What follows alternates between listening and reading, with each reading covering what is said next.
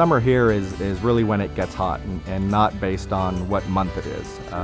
We could begin getting hot in May, it could not be until the end of June. So we kind of have to look outside and see what's happening. With a little preparation, you can even look forward to a surprising show of summer bloomers. Probably the biggest question is, what can I plant so that I get some color in my yard during the summer season?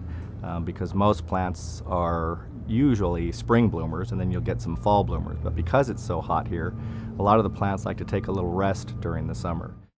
Except for an exciting variety of native plants that are noteworthy for their flowers and foliage.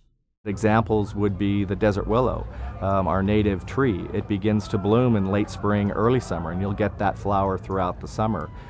There's a nice annual called Dysodia that will actually bloom all year, and so you'll have that nice ground cover all year long, spotty ground cover.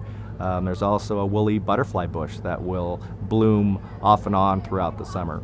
So there's all kinds of plants that will take you through the summer, and it's not just flower color, it can also be foliage color. There are plants out there with purple leaves like the smoke bush, or evergreens that will give you that nice kind of cooling effect. So make sure you have some evergreens in your landscape as well, and not just perennials and deciduous plants. And not just from the Mojave, but from desert regions all over the world. Obviously, the native plants are going to be adapted and conditioned to this environment, but there are plenty of ornamental plants that are tolerable of the desert Southwest coming from other areas, such as Australia. There are lots of Australian plants that are in the nursery trade that can be used here. And that information will help you choose the best location in relationship to your home's complex outdoor environment. Everybody has to get out in their yard and see how their soil accepts the water.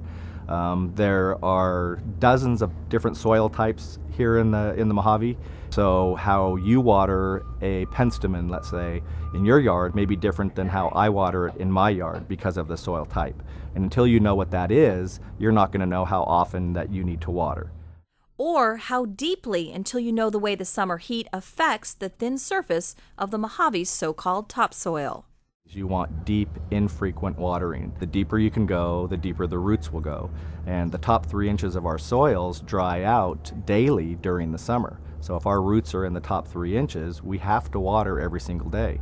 But if we can encourage those roots to grow deeper, and by doing that you water deeply, then you don't have to water every day. There's still moisture down below that 3 inches. And then obviously that's going to change during the seasons. So that will increase during the summer, but you shouldn't have to water every single day if you're watering correctly. Especially if you're paying extra attention to mulching for moisture retention, nutrition, and aesthetic effect. Mulch helps to retain the moisture, and it also feeds the soil. So in order for your soil not to dry out as fast, we do recommend putting mulch on top to help retain that moisture. But no matter how high the temperature gets this summer, you can always come visit the preserve, where you'll find a calm and cool collection of people and plants that will provide you with certain ideas and inspiration for your own garden in all seasons. If you're looking for more detailed information, whether it's summer planting or any other class, the Gardens workshops are offered every second and fourth weekend of the month.